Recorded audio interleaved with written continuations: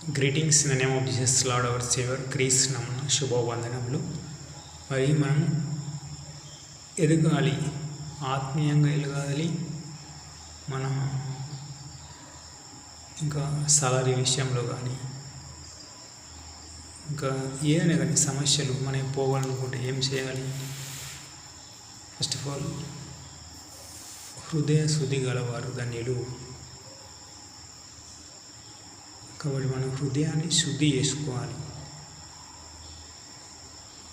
ఒక షర్ట్ వేసుకున్నాం అనుకోండి, ఫస్ట్ రోజు ఉతికిన షర్టు మంచిగా ఉంటుంది, పక్కన కూర్చుని మాట్లాడచ్చు, మంచిగా ఉంటుంది. సెకండ్ డే కొంచెం మురికి వస్తుంది, థర్డ్ డే ఇంకా కొంచెం మురికి వస్తుంది, ఫోర్త్ డే అసలు ఎవరు మాట్లాడరు. అదేవిధంగా మనం కూడా మన యొక్క మాటల్లో, చూపుల్లో, తలంపుల్లో సాతానుడు దుష్టుడు అపవాది ఎట్లా మోసగిస్తాడు?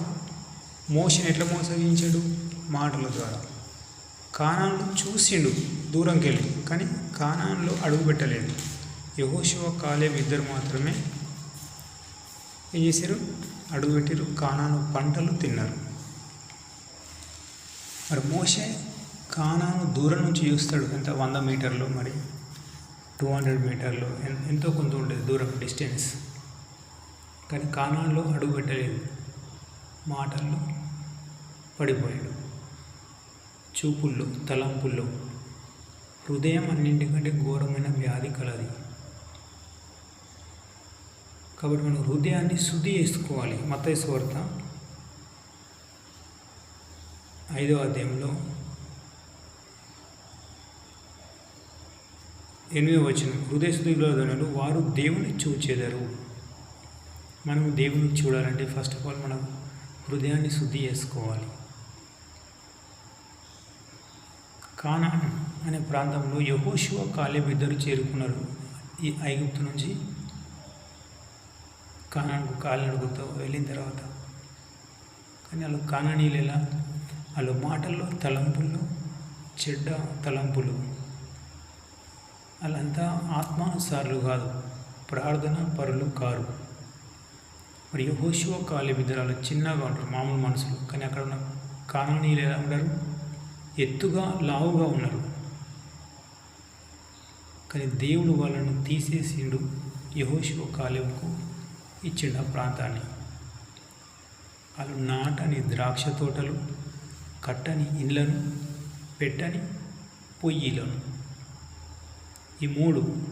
ఎందుకంటే కానాన్ అనేది యేసుప్రభు చేసిన మొదటి అద్భుతం ఎక్కడ? కానాను ప్రాంతంలో నీళ్లను ద్రాక్షరసముగా మార్చింది. కానాను ప్రత్యేకతలు చెప్పాలంటే, యెరూషలేము ప్రత్యేకతలు చెప్పాలంటే 20 నిమిషాలు 30 నిమిషాలు సరిపోదు. ఆ ప్రాంతంకి అంత ప్రత్యేకత ఉంది. మరి ఆ కానాను ప్రాంతంలో ఆత్మానుసారులు ఎవరు? యెహోషువ కాలేబు ఇద్దరే. ఇప్పుడు ప్రపంచవ్యాప్తంగా 400 కోట్ల జనాభా వాళ్ళిద్దరిది. కాబట్టి మీరు పనిచేసిన స్థలంలో కానీ, బస్సు ప్రయాణాల్లో కానీ, మీరు భోజనం చేసేటప్పుడే కానీ, మాటల్లో, చూపుల్లో, తలంపుల్లో పరిశుద్ధత కాపాడుకోండి. ఒకవేళ మీకు పరిశుద్ధత కాపాడుకోలేకపోతున్నారా? ఇతరులను దీవించండి. దీవించాలి కానీ శపించద్దు. శపిస్తే శాపాలు, దీవిస్తే దీవెనలు. మోషే చూసిరా, గిన్నీస్ బుక్ రికార్డు. దీవించి దీవించి దీవించి ఐగుప్తులో 10 రకాల అద్భుతాలు, సూచక్రియలు. ఎర్రసముద్రం 2 పాయలు చేయడం, అలాగ మన్నా కురిపించడం, ఆ బండను కొడితే నీళ్లు రావడం. అసలు ఇట్లా చెప్పాలంటే 20 నిమిషాలు, 30 నిమిషాలు, 40 నిమిషాలు నేర్పు. మోషే యొక్క ప్రత్యేకతలు అన్నీ చేసిండు. ధర్మశాస్త్రం రాసిండు. 40 రాత్రులు 40 పగలు నీళ్ళు లేక అన్నం లేకుంటున్నాడు. ప్రపంచ ప్రజలకు మోషే అంటే తెలివైన మంది లేరు. కానీ ఎక్కడ పడిపోయాడు? చిన్న మాటలు పడిపోయాడు. కాబట్టి మీరు బస్సు ప్రయాణంలో కానీ, మీరు ఉద్యోగం చేస్తున్నప్పుడు పైన బాస్తో మాట్లాడేటప్పుడు కానీ, కింద అసిస్టెంట్లతో మాట్లాడేటప్పుడు కానీ మాటల్లో జాగ్రత్తగా ఉండండి. International standard time 8 hours working hours. మరి సామెతలు ఉంది కదా, 10:22 అయి ఉంటుంది వచనం. యెహోవా ఆశీర్వాదం ఐశ్వర్యం ఇష్టం కానీ నరుల కష్టం చేత ఆశీర్వాదం అధికం కాదు. కాబట్టి యెహోవా ఆశీర్వాదం ఇస్తుంది, కానీ ఆ ఆశీర్వాదం నరుల కష్టం చేత అధికం కాదు. కాబట్టి మీరు పని చేస్తే సామెతలు 10:22 యెహోవా ఆశీర్వాదం ఐశ్వర్యం నరుల కష్టం చేత ఆశీర్వాదం ఎక్కువ కాదు. కాబట్టి మీరు దేవుని యందు విశ్వాసం ఉంచి ఉపవాసం నందు, ప్రార్థన యందు, బీదలకు దాన ధర్మాలు చేసే యందు, ధర్మశాస్త్రం చదువుట యందు కేటాయించండి. 8 hours డ్యూటీ చేసుకోండి. మీరు పనికి వెళ్ళే ముందు ప్రార్థన చేసుకొని వెళ్ళండి. వచ్చిన తర్వాత అక్కడ యజమానిని, మీ సహోద్యోగులను వాళ్ళని దీవించండి. అప్పుడు మీకు మెండైన దీవెనలు ఉంటాయి. మీరు అనుకున్నది ఖచ్చితంగా దేవుడు కలుగజేస్తాడు. మీరు ఉపవాసం ఉన్నారా? అయ్యో నా బిడ్డ ఉపవాసం ఉంది, ఎందుకోసం ఉన్నదో తెలుసు. హృదయ అంతరేంద్రియ ఎరిగిన దేవుడు. మనము మాట్లాడక మునిపే, మనం నాలుకకు రాక మునిపే దేవునికి తెలుసు. మనం లేవకముందే మనం లేస్తున్నామని తెలుసు. ప్రతి ఒక్కటి మట్టి కుండలను ఆదాం ఎలా తయారు చేయబడ్డాడు? How created Adam and Eve. First Adam తయారు చేయబడతాడు. అతనికి గాఢ నిద్ర కలగజేసి పక్కటి ఎముకను తీసి హవ్వను తయారు చేస్తాడు. ఆదాం ఎలా తయారు చేయబడ్డాడు? మట్టితో తయారు చేయబడ్డాడు. మనైనా వెనుక తిరిగి మన ఆత్మ మాత్రం దేవుని దగ్గర చేరడం. కాబట్టి ఈ ఆత్మను దేవుని ఆత్మ ఖడ్గము ధరించుకునుడి ఎఫెసీ పత్రికలో ఉంటుంది. కాబట్టి మీరు ఉద్యోగం చేసినా, ఏ వ్యాపారం చేసినా, ఏది చేసినా ఎలా ఉండాలి? ఆత్మను కాపాడుకోవాలి, మా పరిశుద్ధతను కాపాడుకోవాలి. అప్పుడే మనం అభివృద్ధి పరచబడతాం. మన కుటుంబానికి, మనకు ఆశీర్వాదాలు, మెండైన ఆశీర్వాదాలు ఉంటాయి. కాబట్టి మత్తయి సువార్త 10:42, మార్కు సువార్త 9:41 యేసు నామమున గ్లాసు నిలిచిన కోల్పోయినట్లు ఖచ్చితంగా మనకు ఒక రోజంతా, ఒక వారం అంతా, ఒక సంవత్సరం కింద చిన్నప్పటి నుంచి వారికి ఎంతమంది మేలు చేసారో వాళ్ళందరినీ దీవించండి.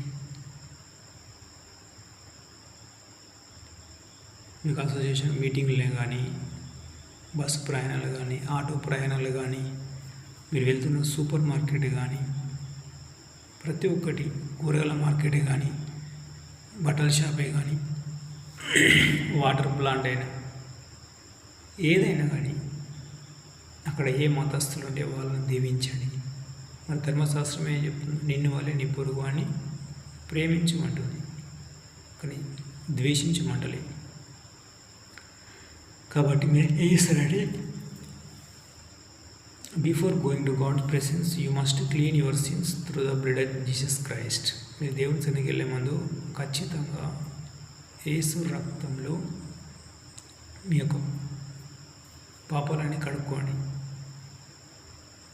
1 యోహాను 1:7-9 వరకు ఉంటుంది. యేసు రక్తం ప్రతి పాపం నుండి పవిత్రపరచును. తర్వాత దేవుని అడగండి, ఖచ్చితంగా ఇస్తారు. ఇప్పుడు చూస్తుర్రా, ప్రపంచంలో ఎంతోమంది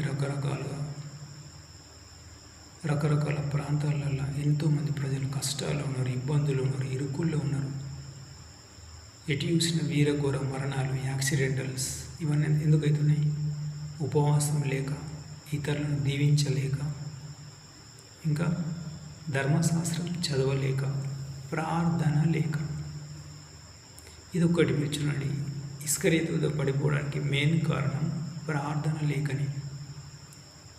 మొదటి రాజు సౌలు, అతడు కూడా ఇతరులను దోచుకొని ప్రార్థన లేకనే పడిపోయాడు. దావీదు మహారాజు ప్రార్థన లేకనే. సొలొమోను ప్రార్థన లేకనే. వీళ్ళంతా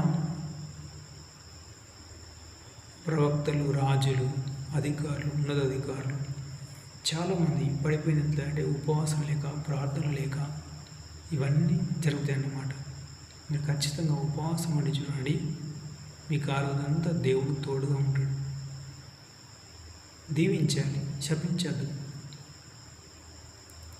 క్రీస్తు ఏం చేసాడు? సిలువను మోస్తున్నప్పుడు మీ కొరకు, మీ పిల్లల కొరకు ఏడుడు, కానీ నా కొరకు ఏడవకండి వద్దంటాడు. అటు యూదులు కొరడాలు వేస్తున్నప్పుడు వాళ్ళని దీవిస్తాడు, కానీ శపించలేదు. చేతుల్లో మెగులు కొట్టిన దీవిస్తాడు, కాళ్ళలో మెగులు కొట్టిన దీవిస్తాడు, తలకు ముళ్ళకిని ధరించిన దీవిస్తాడు.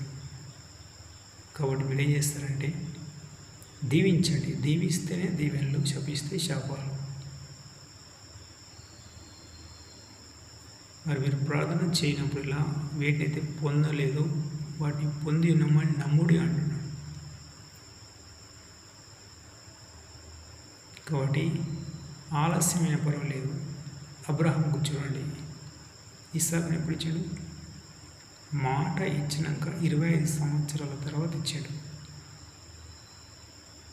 కాబట్టి అబ్రహాం ఎంత ఓపికపరుడు. అయినా కానీ ఆదాము హవ్వ ఏ విధంగా పడేసిందో, సారా మాట విని హాగారుతో పోయినప్పుడు ఇస్మాయిల్ వచ్చాడు. వాగ్దాన పుత్రుడు ఇస్సాకు. వాగ్దాన పుత్రుడి కంటే ముందు ఒకరు, వాగ్దాన పుత్రుడు వచ్చిన తర్వాత మళ్ళీ 6. చూసిరా అబ్రహాం ఎంత విశ్వాసపరుడు. ఒక్క మాట చెప్తేనే, అబ్రహమా నువ్వు ఉన్న ప్రాంతం నుంచి వెళ్ళి కాలినడకతో వెళ్ళమంటే, అప్పటి రోజులలో ఉన్నాయా? అంబ్రెల్లాలు లేవు. అప్పటి రోజుల్లో ఎన్ని కష్టాలు. రైళ్ళు లేవు, బస్సులు లేవు, ఫ్లైట్లు లేవు. కాలి నడకతో కానానికి వెళ్తాడు. మరి అది ఎట్లా? శక్తి చేత కాక, బలం చేత కాక, ఆత్మ చేతనే వెళ్తాడు. అంత విశ్వాసపరుని సాతాను దుష్టుడు అపవాది వాగ్దాన పుత్రుడు వచ్చిన తర్వాత మళ్ళీ కెతురను వివాహం చేసుకుంటాడు. ఆదికాండం 25వ అధ్యాయం చూడండి. కాబట్టి మీకు దర్శనాలు కానీ, కళలు కానీ, దేవుడి విషయాలు బట్టి ఓపిక వహించండి. యోబు చూడండి, ఎంతో కనికరం, జాలి, కరుణ గలవాడు. యోబు చేసిండు ఎక్కువ ఇతరులను దీవించాడు. అతని కుటుంబాన్ని దీవించుకునేదానికంటే ఎక్కువ ఇతరులను దీవించాడు. కాబట్టి మీరు ప్రార్థన చేస్తున్నప్పుడు మీ కుటుంబ క్షేమం కోసం చేసుకోండి. తక్కువ ఇతరులను ఎక్కువ దీవించండి. ఎక్కువ దీవిస్తే ఖచ్చితంగా మీకు మెండైన దీవెనలు. ఫలించండి, ముందుకెళ్ళండి. ఎందుకంటే ఆధ్యాత్మికంగా నా కుటుంబం అంతా ఉండాలంటే ఉపవాసంతోనే సాధ్యం. కొంతమంది చాలా బైబిల్ చదువుతారు, బాగా దాన ధర్మాలు చేస్తారు.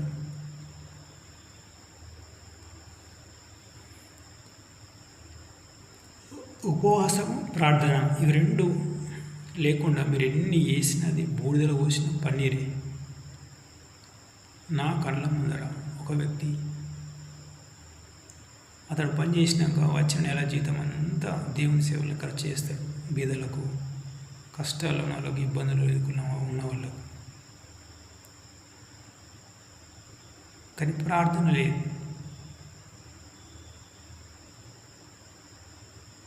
నైటు పడుకునేటప్పుడు ప్రార్థన సమయాన్ని ఎంచుకోండి.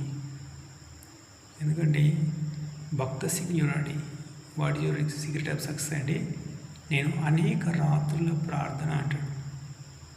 మరి ఇశ్రాయేల్ జనాంగం కూడా ఐగుప్తు నుంచి కాను నడిచింది. రాత్రి కూడా దేవుడు అగ్నిస్తంభం తోడుగా ఉన్నాడు.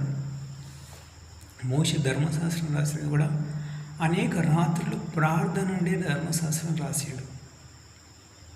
కాబట్టి మీరేం చేస్తారంటే ఖచ్చితంగా ప్రార్థన కేటాయించండి. ఒక రోజుకు పాలు ఎంగించేమంటాడు. నేను ఒక రోజుకు 5 గంటలు భాషలు మాట్లాడుకుంటే నా సంఘం పడిపోతుంది అంటాడు. కాబట్టి మీరు ఒక రోజుకు 3 నుంచి 8 గంటలు ప్రార్థన కేటాయించండి. ఉపవాసం ఉంటే ఇంకా మనం అనుకునే తొందరగా తీరుతాయి. ఉపవాసం లేకుండా కొంచెం లేటుగా తీరుతాయి. యజమానిని, సహోద్యోగులను అందరినీ దీవిస్తే ఖచ్చితంగా మనం రెండింతల ఆశీర్వాదం పొందుకుంటాం. మరి మీ అందరికీ నా హార్ట్ఫుల్ థ్యాంక్స్ టు. నేను మీ అందరి గురించి ప్రేయర్లో జ్ఞాపకం చేసుకుంటున్నాను. మా నాన్నగారి పేరు రాజం. మీ ప్రార్థన విన్నాడు, ఈరోజు నా దగ్గరికి వచ్చాడు. ఇంకా ఆత్మీయంగా దేవుని సన్నిధిలో ఒలీవ మొక్క ఎదిగినట్లు జ్ఞానంలో ఎదగాలి అని ప్రార్థనలో జ్ఞాపకం చేసుకోండి. ఇక్కడ నూతనంగా వస్తుంది కాబట్టి దేవుని సన్నిధికి శోధన అనేది బాగుంటుంది. తమన్ పేరు మోహన్, జమున కూతురు శివాని, వీళ్ళు ముగ్గురు వేరుగా ఉన్నారు. విడిపోయిన భార్యాభర్తలను ఐక్యతపరచాలని ప్రేయర్లో జ్ఞాపకం చేసుకోండి. గుగిల, తిరుపతి, లక్ష్మి, మల్లేశం, దేవక్క, భార్గవ్, గంగు, మల్లవ, లత, గొడుగు, ప్రమీల, వీళ్ళందరినీ కూడా దీవించండి. వీళ్ళని దీవిస్తే మీకు దీవెనలు. ఇక్కడ అపోస్తలుడైన పౌలు గ్రేట్ ప్రాఫిట్ 14 పత్రికలు రాసిండు. కొత్త నిబంధన దాదాపు సగం అతడే అంటాడు. మొదటి తెస్సలోనిక 5:25 నా కొరకు ప్రార్థన చేయుడి. కాబట్టి నా కుటుంబ క్షేమం కోసం కూడా ప్రేయర్లో జ్ఞాపకం చేసుకోండి. దేవుడు మిమ్మల్ని 30 అంతలు, 60 అంతలు, 100 అంతలుగా దీవిస్తాడు. God bless you. Have a nice day. Praise the lord.